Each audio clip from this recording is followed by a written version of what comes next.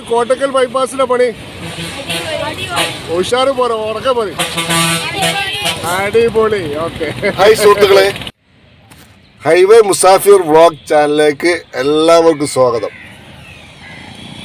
നമ്മളുള്ളത് കോട്ടക്കൽ ബൈപ്പാസ്.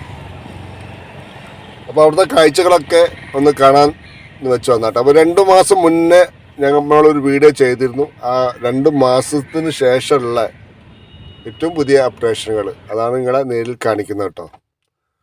അപ്പോൾ പ്രിയ സുഹൃത്തുക്കളെ, നമ്മളെ ചാനൽ നിങ്ങൾ ആദ്യമായിട്ടാണ് കാണുന്നതെങ്കിൽ ഒന്ന് സബ്സ്ക്രൈബ് ചെയ്യണേ. അതേമാതിരി ആ ബെല്ലൈക്കനും കൂടി അമർത്തി ഒന്ന് സഹകരിക്കാം കേട്ടോ. അപ്പോൾ നമുക്ക് ഇവിടുന്ന് അങ്ങോട്ട് പോയി നോക്കാം കേട്ടോ.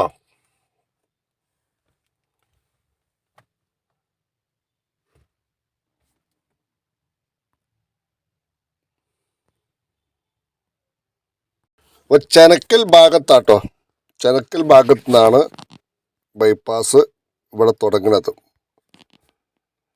പാലച്ചറമാടാണ് ഇത് അവസാനിക്കുന്നത്.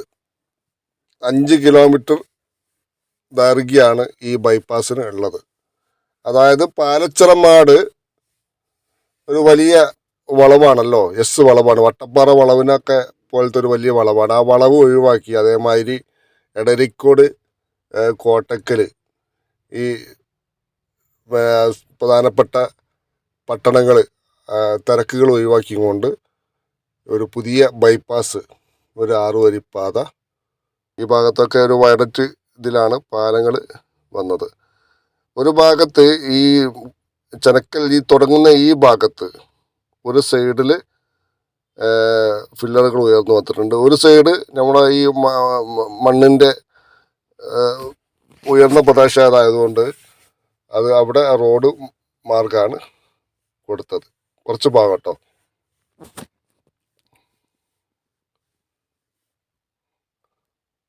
എത്ര ഫില്ലർ ഉണ്ടെന്നുള്ളത് നമുക്ക് എണ്ണിയാൽ തന്നെ തിട്ടപ്പെടുത്താൻ കഴിയില്ല.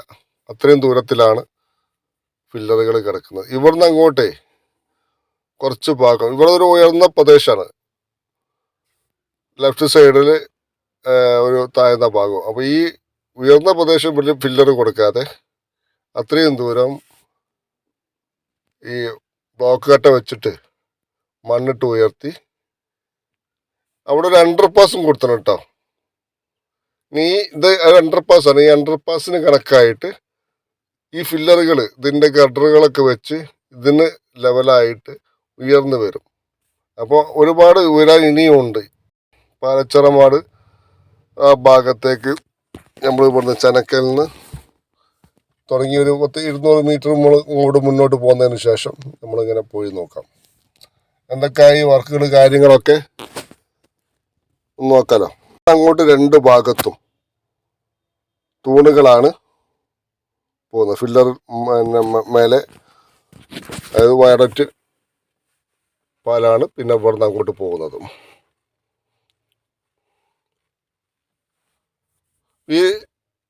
ഇതിനിടയിലേ സർവീസ് റോഡും ഉണ്ടാവും. ഈ പാലം മേലെ കൂടെ, ബ്രിഡ്ജ് മേലെ കൂടെ പോവുകയാണെങ്കിലും താഴെ കൂടെ സർവീസ് റോഡും ഉണ്ടാവുന്നതാണ്.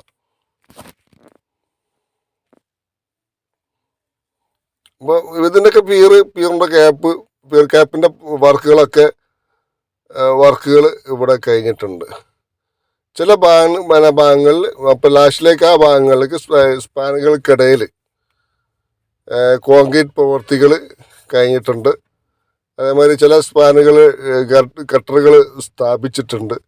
അപ്പോൾ വർക്കുകൾ ഒരുപാട് മുന്നോട്ട് പോയിട്ടുണ്ട് കേട്ടോ. അപ്പോൾ ഇതുവരെയാണ് ഈ വയലറ്റ്. ഇവിടെ നിന്ന് അങ്ങോട്ട് പിന്നെ മണ്ണിട്ട് ഉയർത്തി ഇതിൻ്റെ ഈ ലെവലിലേക്ക് ഇനിയും ഉയർത്തി വരാനുള്ളതാണ്. ഇതൊക്കെ ഗട്ടറുകളാണ്. ഇതൊക്കെ ഇതിൻ്റെ മേലെ കയറ്റി വെക്കാൻ വേണ്ടിയിട്ട് ഇവിടെ തന്നെ അസംബിൾ ചെയ്യണം. നാഷണൽ ഹൈവേ അതോറിറ്റി ആയിട്ട് ഈ കമ്പനികൾ, കോൺട്രാക്റ്റിംഗ് കമ്പനികൾ ഉള്ള കരാർ ഈ സെപ്റ്റംബറിൽ പണി തീർത്ത് കൊടുക്കാമെന്നായിരുന്നു.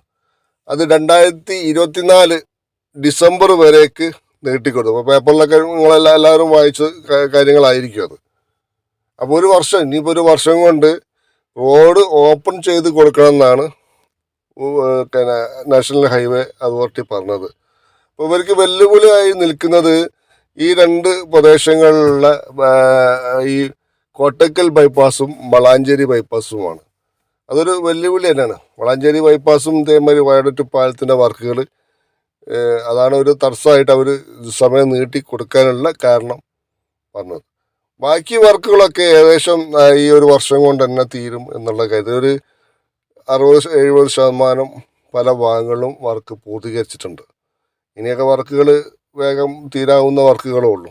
ബുദ്ധിമുട്ടുള്ള വർക്കുകൾ ഈ അണ്ടർപാസ്, ഓവർപാസ്, ഫ്ലൈ ഓവറുള്ള വർക്കുകളൊക്കെ ഈ റീച്ചിൽ, ഈ മലപ്പുറത്തെ ഈ 2 റീച്ചുകളും കഴിഞ്ഞിട്ടുണ്ട്. കാര്യമായിട്ട് തീരാനുള്ള വർക്കുകൾ ഈ കോട്ടക്കൽ ബൈപ്പാസിലും ഈ വളാഞ്ചേരി ബൈപ്പാസിലുമാണ്. ഇവിടുന്ന് അങ്ങോട്ടേ ഈ വർക്കൊക്കെ മുന്നേ അവർ തീർത്ത് വെച്ചതാണ്. ഈ ഇവിടുന്ന് അങ്ങോട്ട് 6 വരി പാതയിൽ ടാറിയും പ്രവർത്തിയും കാര്യങ്ങളൊക്കെ കഴിഞ്ഞ 2 മാസത്തെ മുന്നത്തെ വീഡിയോയിൽ നമ്മൾ കഴിച്ചാണ്.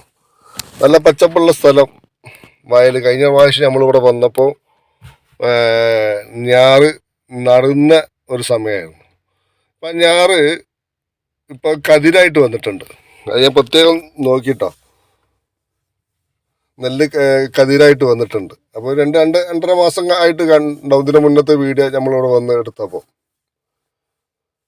അതിൽ വലിയ മാറ്റങ്ങളൊന്നും ഈ ഭാഗത്ത് വന്നിട്ടില്ല. സെൻട്രലിൽ ഡിവൈഡറുകൾ അതൊക്കെ സ്ഥാപിച്ചിട്ടുണ്ട്. പിന്നെ ഒരു കോട്ട് മേലെ ടാറിങ് കൂടി നടത്തിയതായി എനിക്ക് തോന്നുന്നു. നല്ല പച്ചപ്പുള്ള സ്ഥലം. പണ്ട് ആ കതിര് വന്ന് നിൽക്കുന്ന സമയമാണ് ഇപ്പോൾ. ഇത് വല്ലാത്തൊരു ഒരു ഒരു അനുഭവം കേട്ടോ. നമ്മൾ ഈ തമിഴ്നാട്, ആന്ധ്ര ഭാഗങ്ങളിലൊക്കെ പോകുമ്പോഴാണ് ഇങ്ങനെ ഒരു കാഴ്ച കാണാൻ കഴിയുള്ളൂ. ഈ നെൽപ്പാടം നിങ്ങളിങ്ങനെ 2 ഭാഗത്തും നെൽപ്പാടങ്ങൾ കാണണമെങ്കിൽ, നമ്മളെ കേരളത്തിൽ ഇങ്ങനെ ഒരു പച്ചപ്പ്, ഈ ഒരു ഇത്ര മനോഹരമായിട്ടുള്ളൊരു സ്ഥലം ഇവിടെ ഈ കോട്ടക്കൽ ബൈപ്പാസ് ഈ ഭാഗത്തുണ്ട് എന്ന് അറിയുമ്പോഴേ വളരെ സന്തോഷാട്ടോ. അപ്പോൾ ഈ ഭാഗത്തെ ഇവിടെ എടരിക്കോട് നിന്ന് തിരൂർക്ക് പോകുന്ന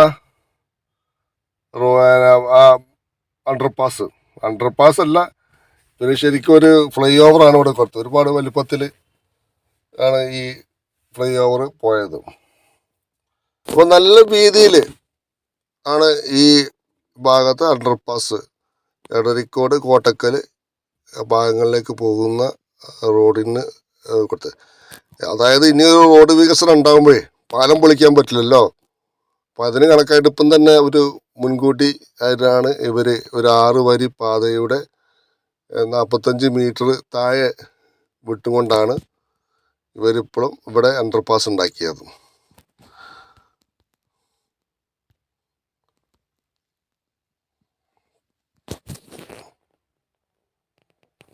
അപ്പോൾ നമ്മളിനി ഈ സർവീസ് റോഡ്, ഇതിൻ്റെ താഴെ ഭാഗത്തുള്ള സർവീസ് റോഡിലേക്ക് ഇങ്ങോട്ട് ഇറങ്ങി കേട്ടോ. അപ്പോൾ ആ ഭാഗത്തു കൂടെയാണ് ഇപ്പോൾ നമ്മൾ പോകുന്നത്. ഈ സർവീസ് റോഡിൻ്റെ സൈഡിലെ ഒരു തോടും ഉണ്ട് കേട്ടോ.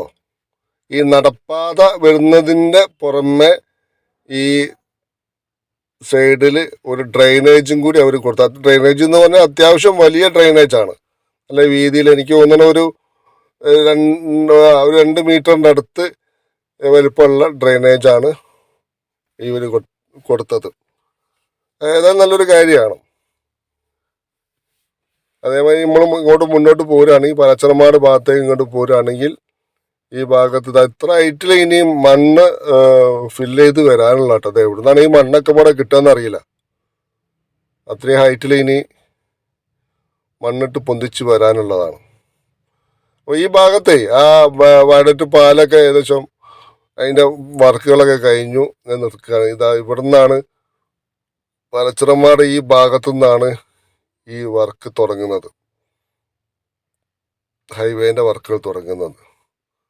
അപ്പോൾ ഇവിടെ ഒരു വളവായിരുന്നു, വലിയ ഒരു വളവായിരുന്നു, ഒരു അപകട വളവായിരുന്നു. ആ വളവ് ഒഴിവാക്കിയിട്ട് നേരെ ഒറ്റ ലെവലിൽ അങ്ങോട്ട് കൊടുക്കുകയാണ്. റോഡ് നേരെ ഒറ്റ അലൈൻമെൻറ്റിലാണ്ട് പോവുകയാണ്. നമ്മളിത് നേരെ അങ്ങോട്ട് കയറിയിട്ടോ, അവിടെ ഈ റോഡ് മേലെ ഇവിടെ എത്തി. ആ വളവ് ഒഴിവാക്കിയിട്ട് ഇതിലെയാണ് ആ പാലം വരുന്നത്. ഇതാണ് മെയിൻ റോഡ്. ഇതാണ് പലച്ചിറമാട്. ആ താഴെ ഭാഗത്ത് അവിടെയാണ് അതിൻ്റെ അങ്ങാടി. ഇതാണ് അങ്ങാടി. അപ്പോൾ പ്രിയ സുഹൃത്തുക്കളെ, ഈ വീഡിയോ ഇവിടെ അവസാനിക്കുകയാണ്. വീഡിയോ ഇഷ്ടപ്പെടുകയാണെങ്കിൽ ലൈക്ക് ചെയ്യുക, അതേമാതിരി ഷെയർ ചെയ്യുക. എന്തെങ്കിലും അഭിപ്രായം ഉണ്ടെങ്കിൽ കമൻറ്റ് ബോക്സിൽ ഒന്ന് അറിയിക്കണം കേട്ടോ. അപ്പോൾ അടുത്ത വീഡിയോ ആയിട്ട് വരുന്നത് വരെ ബൈ.